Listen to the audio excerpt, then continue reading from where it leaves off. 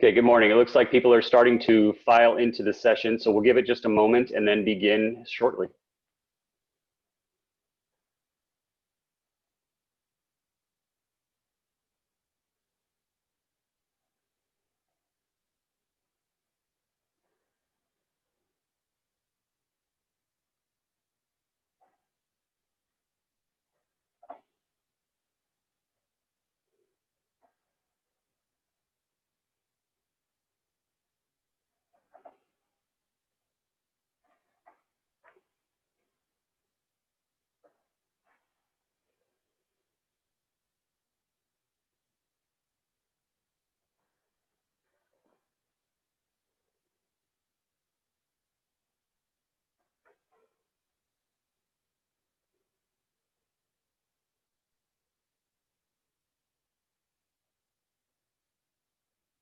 Give it just a few more seconds here to see if we get some more people, and we'll get going.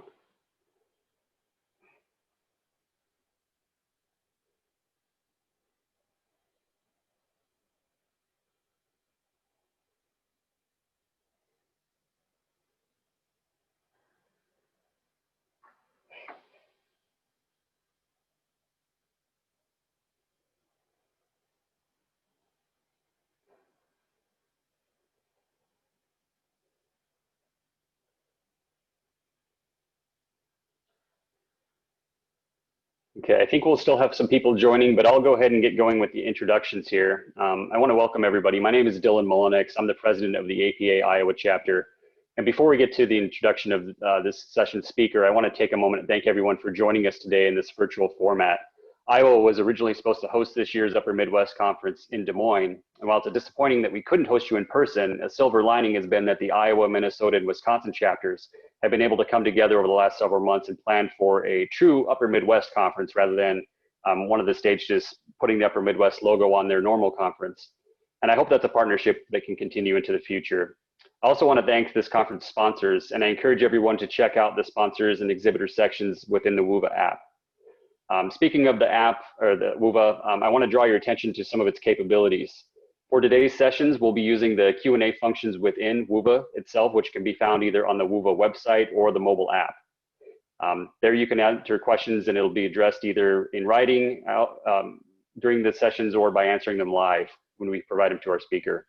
Additionally, if you have any general or technical questions, there's an option within WUVA to contact the organizers within the community board. Also, please remember to rate the session, use the rate the session feature for CM credits. And please just explore the WUVA app. There's a lot of interesting stuff there. So we're excited about this virtual format and hope you're able to gain valuable information from this session. If you have issues viewing the live stream, please click the link to view directly from the Zoom client. With that, I want to introduce you to our speaker, Dr. Kirk Harris of the School of Architecture and Urban Planning at the University of Wisconsin-Milwaukee. Dr. Harris's academic interests are focused on racial and economic equity, the teaching of social justice, constitutional issues in planning law, and mediation and negotiation. Over the course of his career, he has sought to aggressively advance policies that more effectively support vulnerable families and communities. I won't read through all of his previous positions, but I encourage you to view his full bio within WUVA.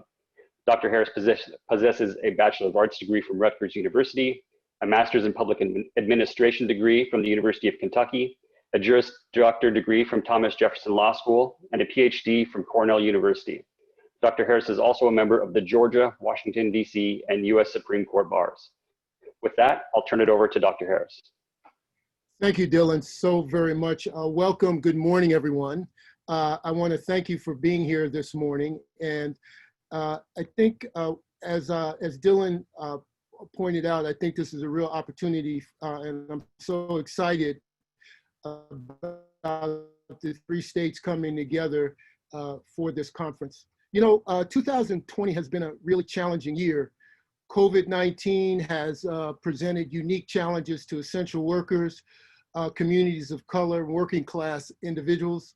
And at the same time, we've seen the emergence of racial conflict, something that exists, has always percolated under the surface of America, but seems to have gotten much more visible, at least for some communities, with the George Floyd incident, where unfortunately we witnessed a murder in live view on our public, in our public sphere. And so we know that the issues of inequality in America are longstanding. We know that the COVID-19 issues have simply exacerbated those issues and laid bare the questions of equity and social justice in our country. And in a unique and maybe not so unique way, this is an inflection point in America. We've had many other inflection points in America. We've had the Civil War was a critical inflection point for race in America. We had the Civil Rights Movement, which was a critical inflection point. And we've had various inflection points over the life of our country. But we seem to not make the kind of progress that we perceive that we need to make. And the question that, as a lawyer, I always begin with is the promise. We hold these truths to be self-evident, that all men are created equal and that they are endowed by their creator with certain inalienable rights: the right to life, liberty, and the pursuit of happiness. And the Declaration of Independence is the founding conceptual frame in which we as a country say we aspire to. But that aspirational goal in this American experiment hasn't always realized itself in ways that create the promise that we want to see. And in fact, when we think about the founding of America, we have to appreciate some of the fundamental history that defines the contextual factors for the question of equity in our lives. From its inception, power and privilege has always defined the sets of political, social, and economic relationships in America. When we think about the founding fathers, and I do mean founding fathers, they were men. In large measure, they were owners, they were landed, as it were. They were gentry, they were of aristocracy in many instances, and they were white. And that presented a unique perspective on America and who America was for. And in that context, we also see a manifestation of that challenge, right? We see Native Americans being dispossessed of their lands, violently so and culturally suppressed. We see women treated as second-class citizens. And we see Americans as slaves and counted as 3/5 of individuals and were viewed as property and brutally controlled. And so we can't forget this history because it runs deep in the DNA of our reality. That's not to suggest that, that we're condemning America, which I think we should certainly challenge America, but we also have to make America live up to its promise, a promise that requires that we address the paradox of democracy, where on the one hand, we make claims of promise and opportunity and equity and social justice, and on the other hand, our inability to deliver the results consistent with the democratic promise. The inherent dialectic in America has always been dealing with this paradox. You know, as a lawyer, I always have to go back to our Constitution, and we don't do that. And I think we as planners need to do that more. And the reason we need to do that more is it needs to remind us that as we contend with issues around equity and justice, that this is not something we're doing because even though it would be nice that we're morally committed to. It's not doing it because it's a good thing to do. We're doing it because it's premised on the foundational constitutional structures that we say in America we operate upon. So when I look at some of the constitutional standing issues in America, like the 13th Amendment, the ratification of which took place in 1865, abolishment of slavery, and the removing of the badges and incidents of slavery.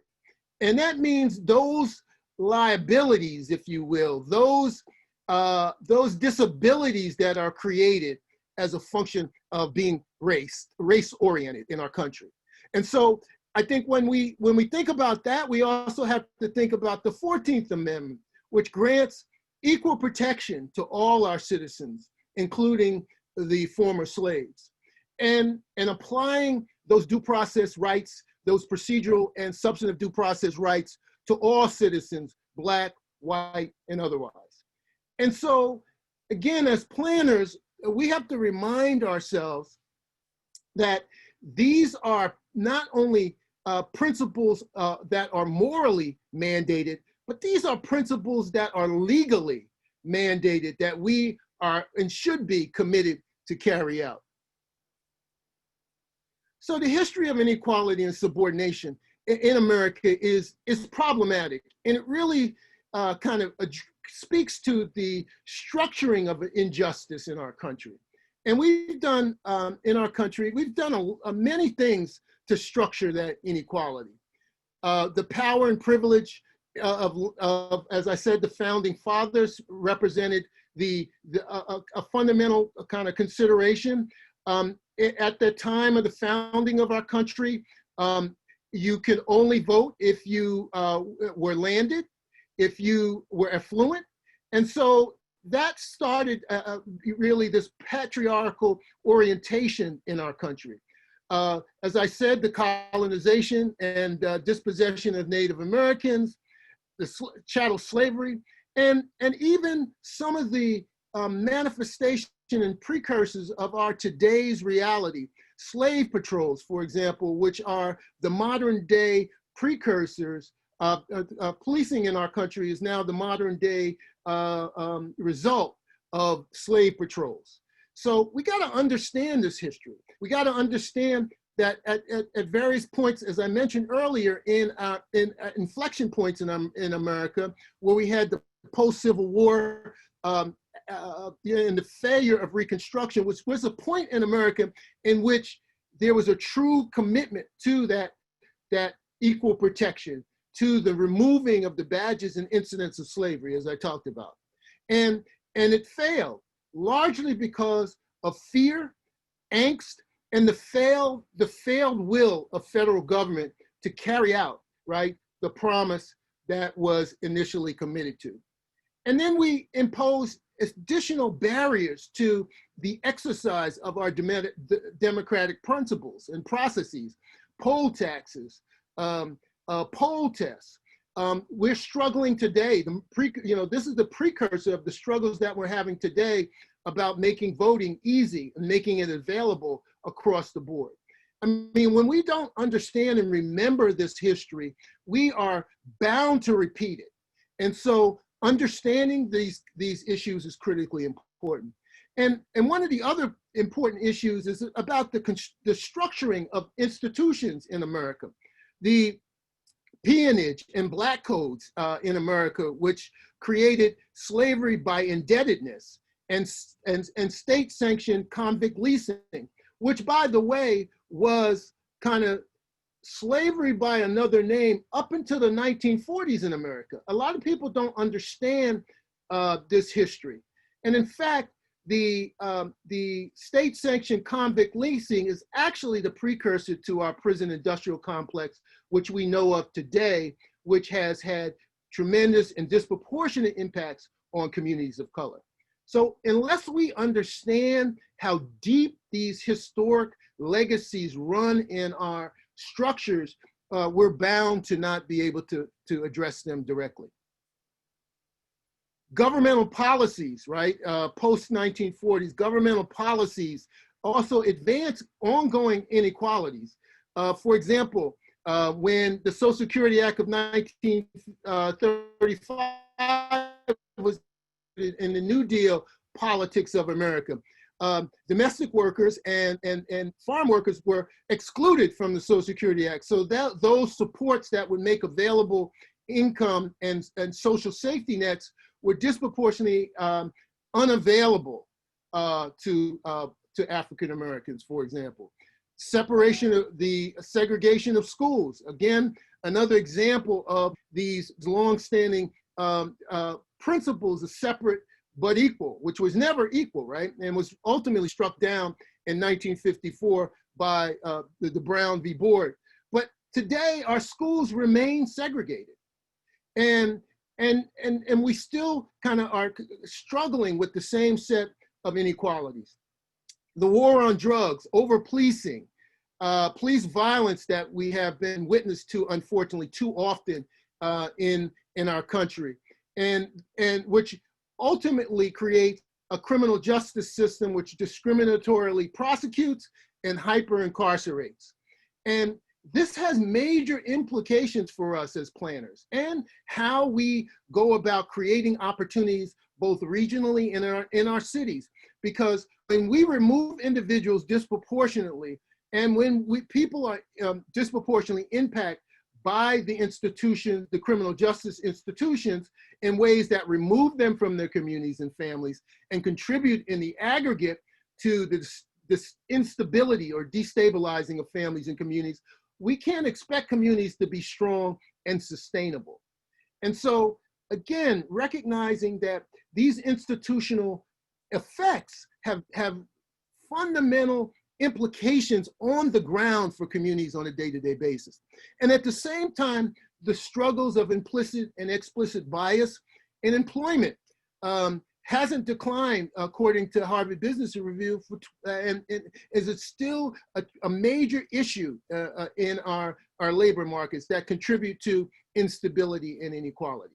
So we are fundamentally in a state in which we have to recognize that the fundamental underpinnings of our America, the promise of America, while great, has to be fundamentally fought for, because getting to a democratic playing field does not happen by accident. It doesn't happen simply because you want it to be the case. And as I always tell my students, you know, democracy is not a spectator sport. We have to be in it to win it. And that means something. And we're going to talk a little bit about that. So one of the major kind of issues that we confront in America is segregation. And segregation plays itself out and has played itself out in legal ways, in which we've had actually legalized separation by race in America, and by practice and patterns of activities, which is de facto. So we have de facto segregation, which is by practice and patterns of activity, and de jure discrimination, which is essentially a function of legalized racial separation. And these elements deeply define kind of the way public policy has articulated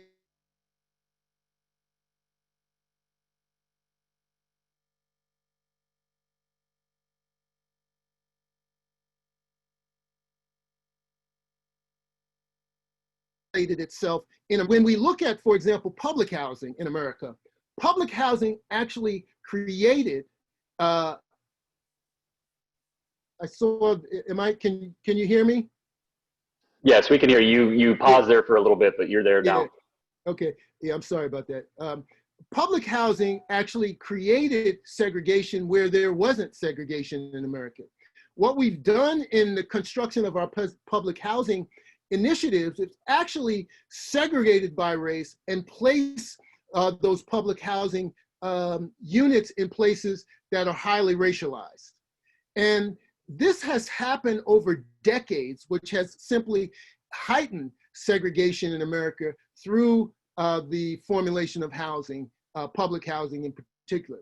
But as we moved post-World War II era, what we also saw was opportunities for the development of housing within the private sector. And we've had fundamental public policies through FHA, VHA, which essentially also created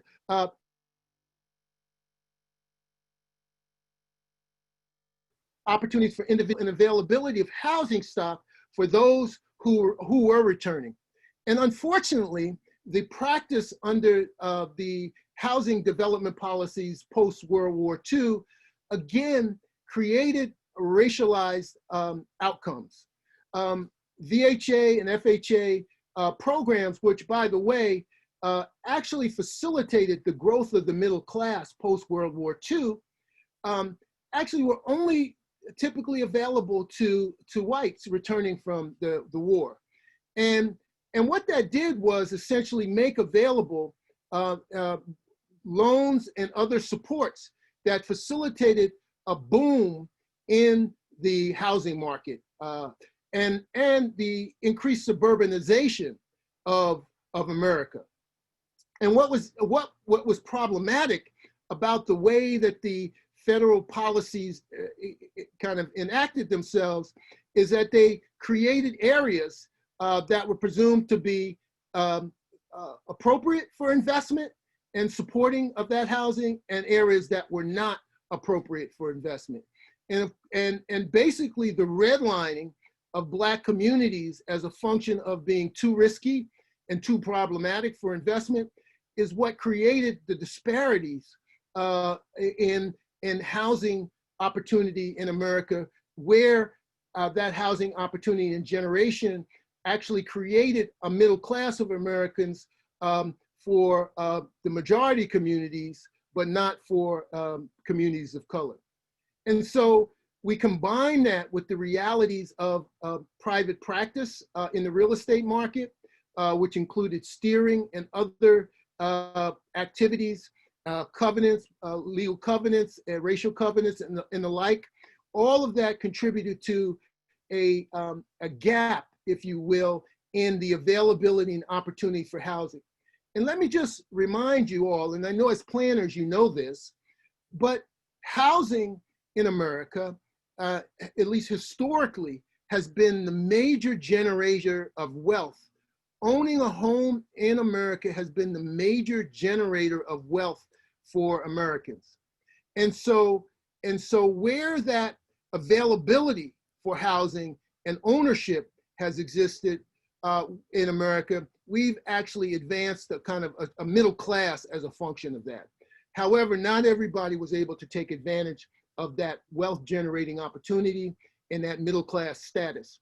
And I should also point out that the VA benefits, which included benefits associated with education and employment, were also discriminatorily dispersed and had major impacts on the income status of returning Black soldiers who, if given the same opportunities in terms of availability for housing, in terms of jobs, and in terms of training, they could have equally emerged in the middle class at levels that we saw amongst a majority. But that didn't happen in large measure because of the federal policy. And let me just remind folks, do not forget that the federal government was the major progenitor of racial segregation in America. Let me say this again. Federal governmental policy was the major progenitor of racial segregation in America. And lest we forget that, we also forget that our government is complicit in creating the problems that we see today. And one of the other critical areas that we should make note of as we look at this period of development and suburbanization in America is this kind of growing out-migration of whites from the central cities. And historically, that kind of fundamentally created kind of this growing inequality, because as those programs supported the migration out of majority populations, it also locked populations into the center core of cities. At the same time, there were efforts to revitalize the central city core in ways that made them more attractive to business, quote unquote business, and tourism, and all kinds of other activities that were perceived to be things that you wanted in your central city core. And historically, and if you look across communities, no matter what kind of, many of the urban centers that we can look at historically across the country, what we saw was what is in this period of urban renewal and highway construction as a function of this outmigration of the majority to the suburban fringe, is the removal of Black folks from the center city core. And often the destruction of those communities via highways and the raising of those communities for purposes of displacing those individuals and resegregating them in other places in the city and in the region.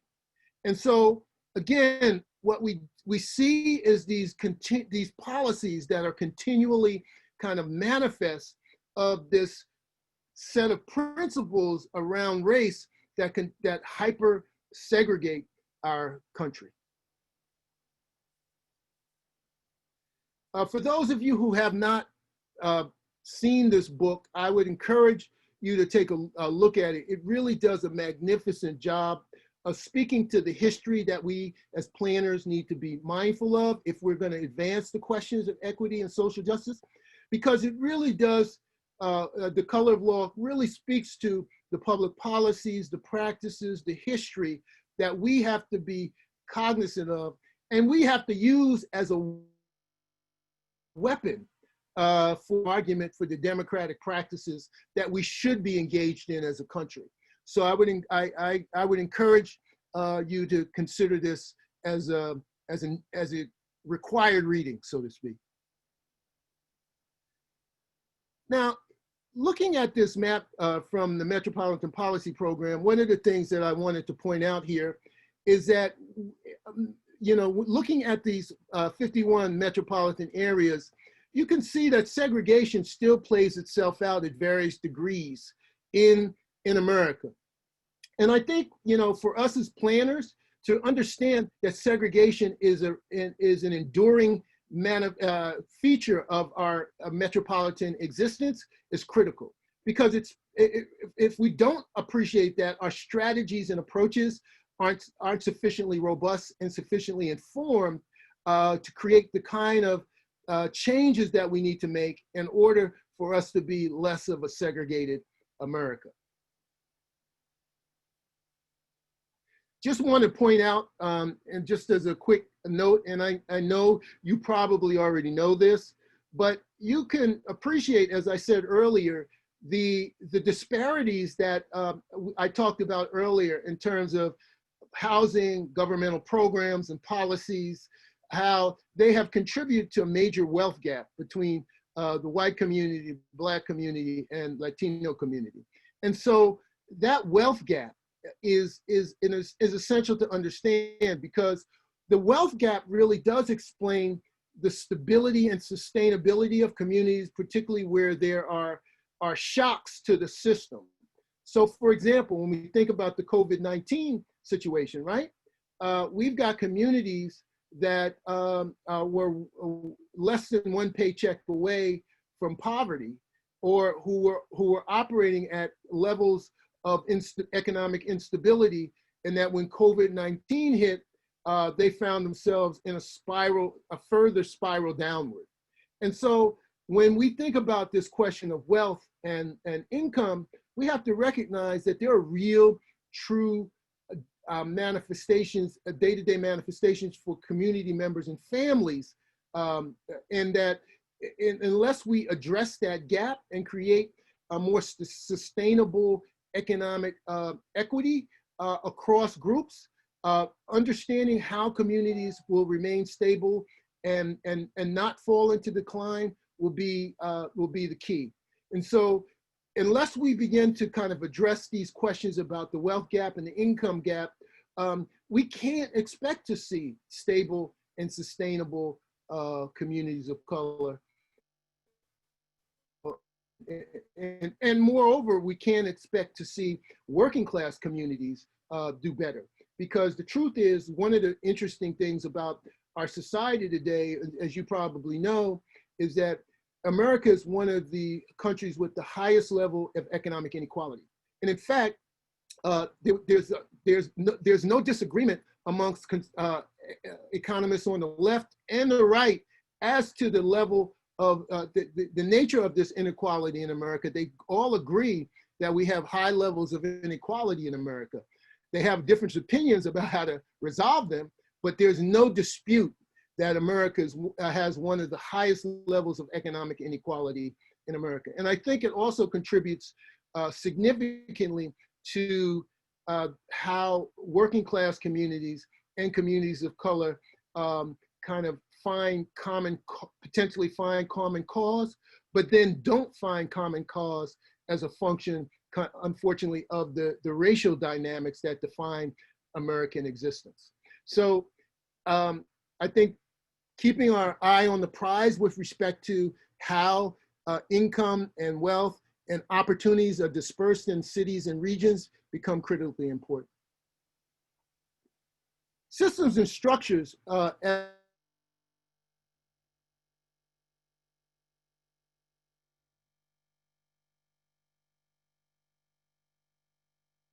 as we've talked about, limited in systems, economic system, transportation systems, our food systems, our housing systems, the justice system, the healthcare system, and communication system. So all of these systems in some way kind of contribute to our outcomes that we want to see, our equitable outcomes we want to see. And so we as planners have to take a comprehensive, multifaceted look at the systems in which communities bump up against if we're going to create the equitable practices and promises of democracy that we as planners say we ethically commit ourselves to. So a systems approach becomes critically important.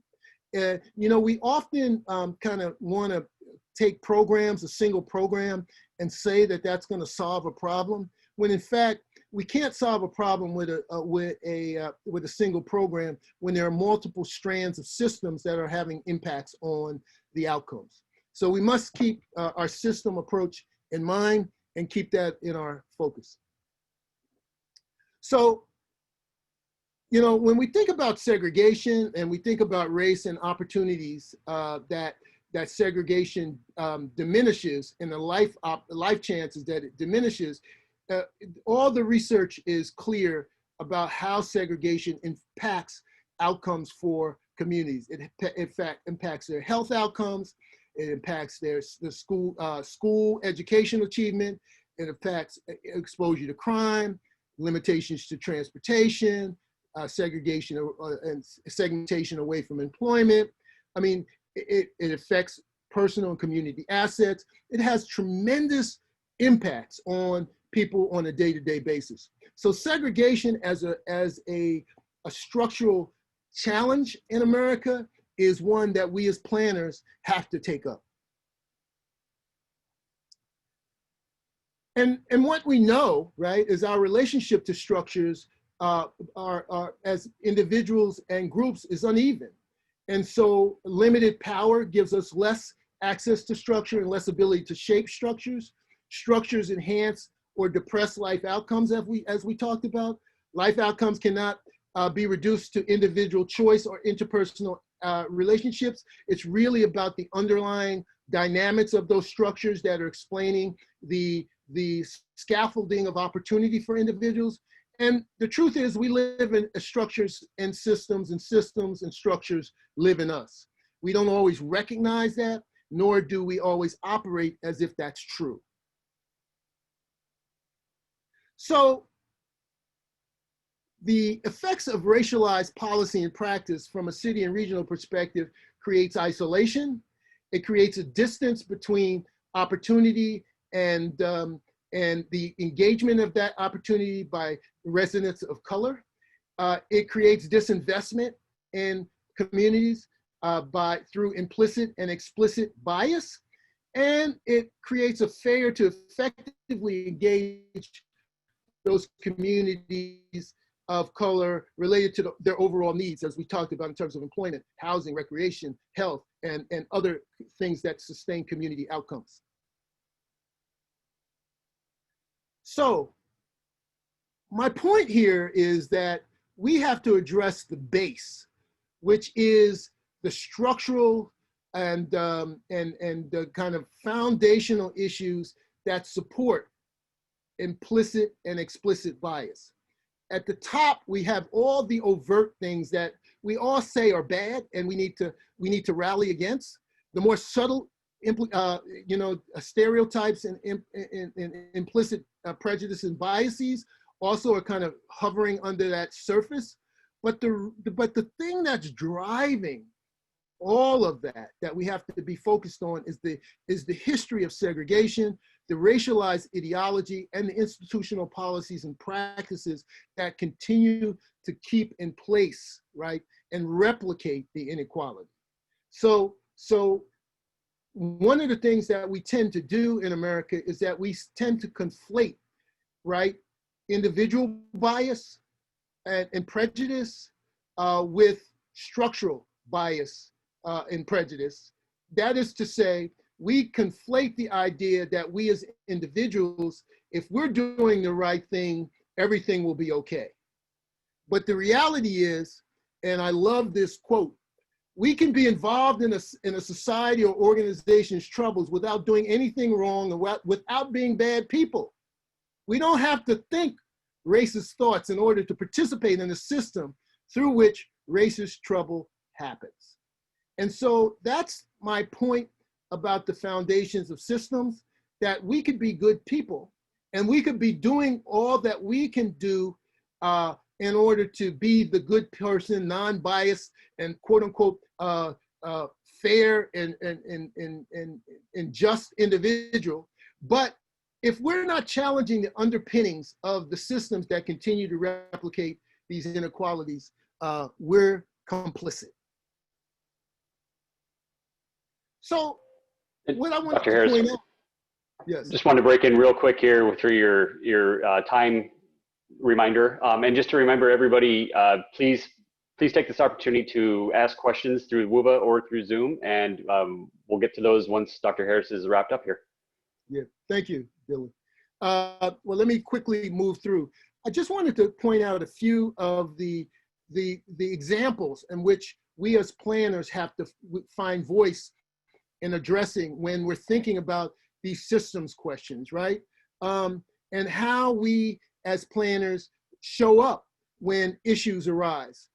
For example, in the Sherman Park unrest in Milwaukee, how did we as planners show up when this event took place? And how did we respond to the community neglect and disinvestment that was manifest in the challenge set by that community unrest, triggered by the killing of that young Black man?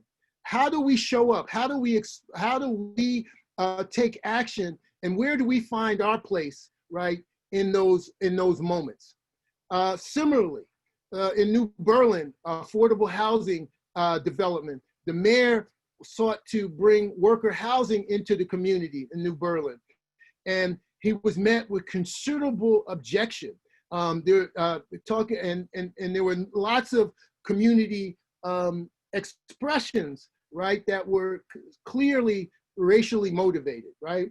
And again, how do we show up in those circumstances? What do we do to organize around those public displays that should be contested, right, from the planning context?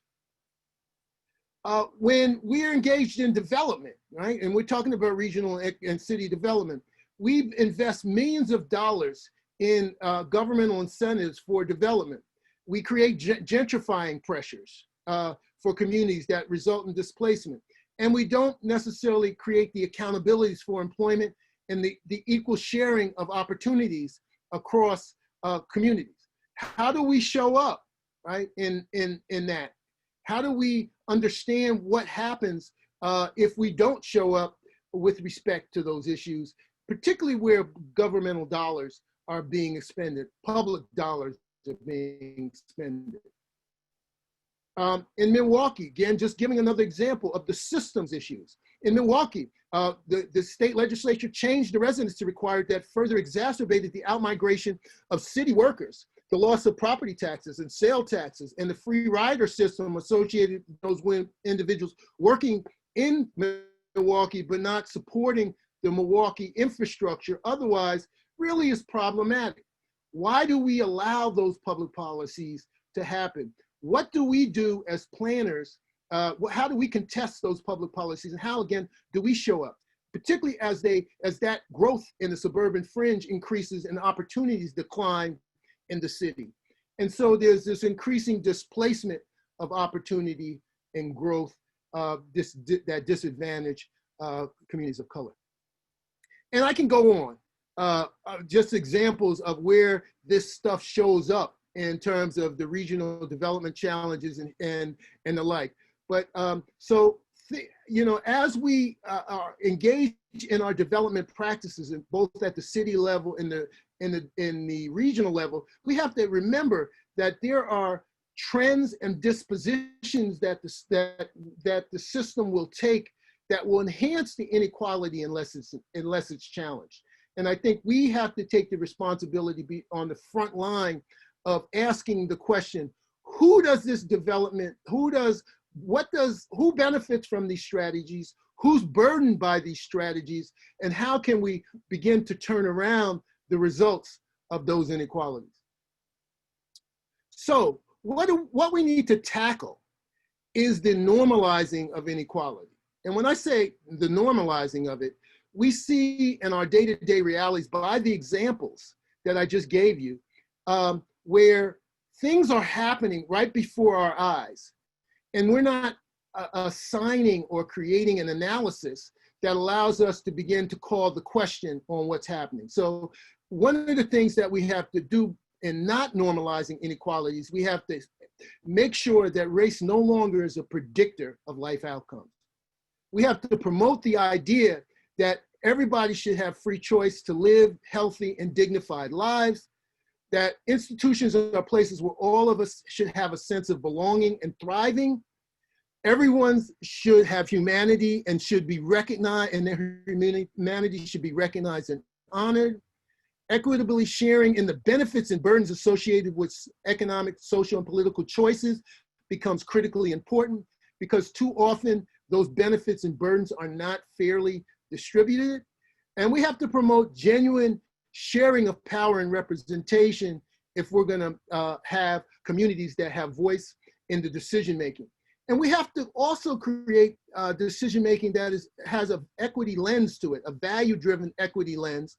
And then finally, we have to address the longstanding challenges of white privilege and advantage that maintain the status quo that has continued to perpetuate the inequality. So who's responsible for this? Who's responsible for advancing the constitutional and democratic promise? Oops.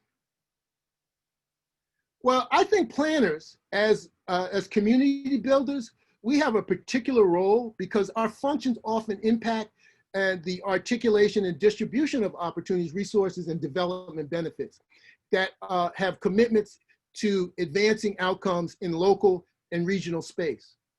And we as planners, are uniquely positioned as practitioners, as professionals, because we are kind of at the intersection of controlling or being involved in governmental action and setting priorities and values related to that governmental action.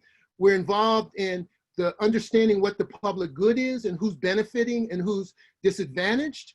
And we're also kind of managing the market forces and private interests. And in that intersection between the governmental action and the public good and the market forces and private interests is a balancing that we have to strike in terms of advancing racial equity and social justice in the cities and regional development. So when we talk about equity, right, we got to remember that one thing when we talk about equality, there's another thing when we talk about equity. And equity is really about results, right? We have to focus on the results. We have to focus on the longstanding historic disadvantages that systems continue to perpetuate.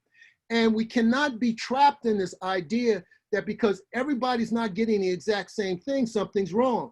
Well, something was wrong from the beginning. And I think that's what we have to remember, and we have to stay focused on the results. I just want to point out that there's some really interesting tools and available to us as we focus on an equity lens. The Racial Equity Impact Assessment by Race Forward really is a nice set of guides to thinking about decision-making that has an equity lens, and I would encourage it to you as you think about your practice and approach to addressing these issues. And again, the assessment is nice because there's also, Race Forward also gives examples of how it's been deployed in various municipalities and cities throughout the country. And it gives you an opportunity to see how others are trying to deal with creating democracy and democratizing our cities and regions. Just wanted to point out that this is a nice resource by the Governmental Alliance on Race and Equity, and I think that's something you might want to look at. Again, too often in our planning programs, we tell people that they need to engage in equitable practice, but we don't give them enough tools to know how to do it. And I think one of the things that these resources provide is give you some tools on how to move forward on issues of racial equity and social justice. And you know, I have to share this quote. I love this quote as a parting thought. And when I was a young man, I wanted to change the world. I found it was difficult to change the world, so I tried to change my nation. When I found I could not change the nation, I began to focus on my town. I couldn't change the town, and as an older man, I tried to change my family. Now, as an old man, I realized that the only thing I can change is myself. And suddenly I realized that if long ago I had changed myself, I could have changed my impact on my family. My family and I could have made an impact on our town, and that impact could have changed the nation, and I could have indeed changed the world. So in closing, what I would say to you is the democratizing of our cities and regions and creating equity and racial equity and social justice is an important action that we as planners must take. And if we can do that, if we can create that democratic promise that is the heart of the paradox of our American democracy, if we can move in that direction, the sky's the limit. Thank you for your time, attention, and commitment to social justice and equity. All right, thank you, Dr. Harris. We do have some questions that have come in both through Zoom as well as through the WUVA app. So I'll read these out to you. I think you can probably see the Zoom ones, but I'll read the WUVA ones out to you as well. So the first question is, do you believe that greater access to alternative school options will improve equity, or should more be invested into existing public schools, or both?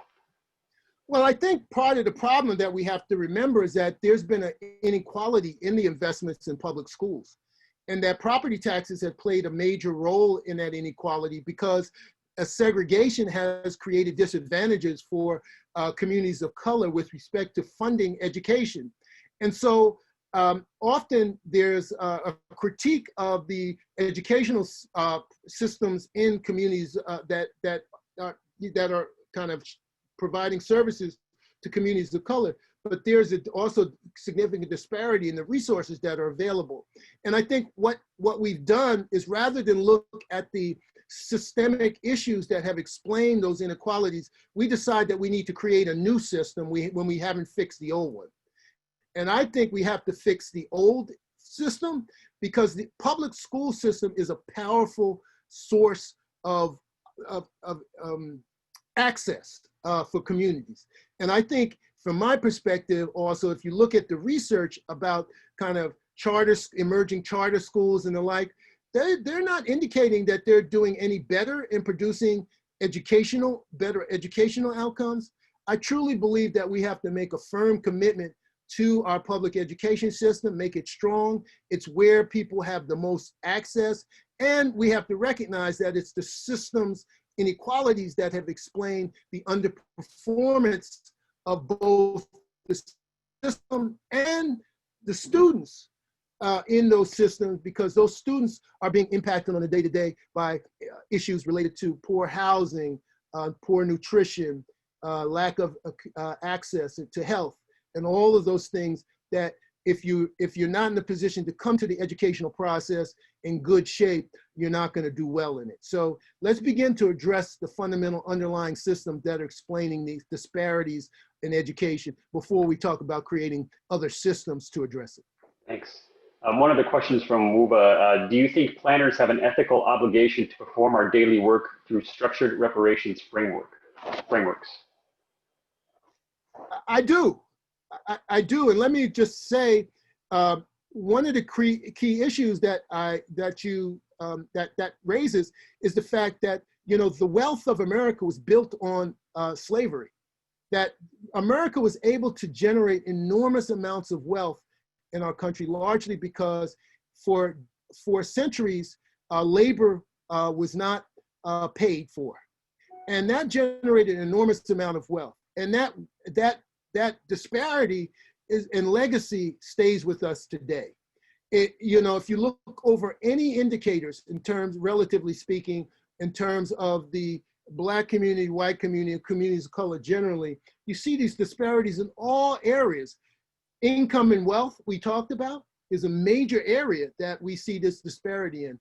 And the foundations of that disparity are a function of the failure to allow individuals to benefit from their labor over centuries, and the continued systematic marginalization of those individuals to engage in the labor market. For example, we talked about the ongoing discrimination that's taking place. So I think a reparations framework is important and critical. And I think we as Americans have to fess up to the fact that the reason we're positioned as one of the most prosperous countries in the world is because we engaged in exploitation of labor of Black and brown people for decades, and that should be addressed. All right, thanks. We'll go to some of these Zoom questions now. From Helen, do you think that we should think about segregation in the history of public policies for more rural areas? And is there a parallel key reading to the color of law for these non-urban contexts? Well, I think the color of law speaks to segregation broadly. So I think it would be useful for the rural experience as well. But I think that one of the things that the rural communities kind of are, the reality is that they tend to be less diverse, and those rural communities tend to be less diverse and isolated. And what we know of those rural communities also is that the economic inequality that has been growing in America has significantly impacted those rural communities, right? And in fact, those rural communities are struggling to find out why are we losing our factories? Why are we finding that we can't generate living wages for ourselves to support our families? And there are a number of questions that are embedded in that. And one of the issues that we have to confront is our public policy related to trade and our public policy related to the development, if you will, of opportunity in those rural areas around industry and the like. And the decision-making that has been undergirded by our tax policy that has allowed many of the economic opportunities that once proliferated in those more rural locations to be internationalized, so that the global deindustrialization of America has had major impacts on the growing economic struggles of rural areas. And so many of those struggles have been largely a function of a public policy that has rewarded the outmigration of resources and opportunity to international locations. And we have to begin to closely examine our tax policies and industrial policies for that reason, if those areas are going to find some sustainable and better results. Okay, next question we have from Coleman. Will our urban cities experience additional segregation with the recent trend of people moving out of the urban core due to COVID-19? And will the desire to be in less dense locations and the increase in remote working create additional segregation? Well, I don't know. I can't answer. I can't predict that. We'll have to, I mean, we're in such a unique environment now. it's really hard to say how migration patterns are going to manifest themselves as a result of COVID-19. I think that those who can move might move, and that has always been the case because we live in a segregated society. So what I would say is that you might have the more affluent who are living in these more densely populated cities that came back for the enjoyment of the city, all the amenities that cities have, entertainment and the like. They may be rethinking that and may be returning to their former geographic locations. And we'll have to see. I can't predict that, but it'll be interesting to observe how those migration patterns manifest. But I can tell you that one thing that's going to be defining of that is the economic wherewithal of the individuals moving. And I would suggest to you that probably there won't be much movement of the populations that have historically found themselves in the urban core, largely because their economic status and the segregation patterns lock them in to those locations. All right. One more question that came in through WUVA that I'll ask is, what in your opinion is the most important thing that planners can start doing now to advance equity? Call the question. Every day in your work, you call the question, am I ensuring that the benefits and burdens of what I'm doing are being equitably distributed across communities?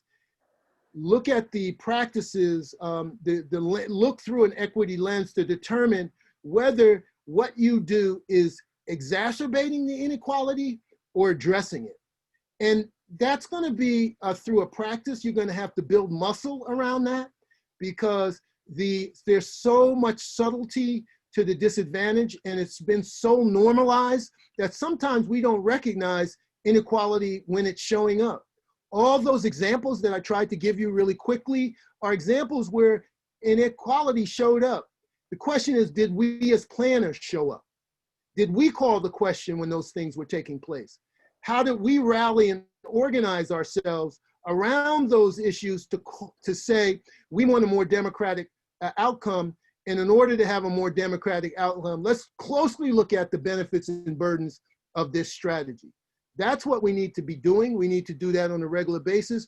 If we don't, we then unfortunately are complicit, because in the absence of challenging a system that inherently drives toward inequality, we become complicit unless we're proactive and intentional. All right. We've got, looks like 3 or 4 minutes left, and I've got 2 questions remaining. So the next one from Jason: what do reparations look like from a community planning perspective? And is this a concept you think we should be talking about in our communities? Yeah, I think reparations from a community perspective, community planning's perspective, looks like community engagement at the deepest level, communities having control over resources that come into the community, and having a say about how those resources are distributed within the community to support particular strategies for community development and community change. It's about calling into question how the city makes its decisions about development, and creating a voice at the table for community residents to truly influence outcomes with respect to public expenditures in ways that haven't happened before. I think that's how reparations looks at the community level. All right, and I think the final question that I have in here so far is, how do you feel that neighborhood character language furthers segregation? How do I say that question again? It's in the chat, or it's in the Q&A here on Zoom. How do you feel that neighborhood character language furthers segregation? Neighborhood character language. I'm not quite sure, but let me just say what I think this might be alluding to, and forgive me if I get off. I mean, what we do in our communities, a lot of times what we do, and we do it as planners, we talk about good and bad neighborhoods, or we talk about sketchy neighborhoods, or we talk about neighborhoods in decline. And you know, those are often euphemisms for highly segregated communities. And we attribute that language, right? We attribute the blame to those of what those communities look like to the people, as opposed to structures that have created the problem. I think there was a clarification by Jason. He says neighborhood character language equals urban design standards that may cost more to implement. Well, I think when we're talking about neighborhood and community design, again, this is about community participation and engagement and giving communities voice, and not inadvertently adopting these implicit, this language which minimizes communities and which continues to kind of ghettoize communities as a function of these implicit biases. And I just think the more we engage communities, the more we democratize the way communities voice their concerns, the reality and promise for America will ultimately be realized. All right, that's right at 11 o'clock. We did have a couple late questions come in to the WUVA app, but I'll leave those there. Perhaps Dr. Harris can get in there and address those if he wants to, or if you haven't been on that WUVA app, there can be a community dialogue going in there. So if other people have responses to those questions, please feel free to keep engaging on this topic. But I want to respect our time, and I really want to thank you, Dr. Harris. This was a great presentation. Thank you. And everyone, I hope you have a great rest of the conference. Thank you. All right, take care. Take care.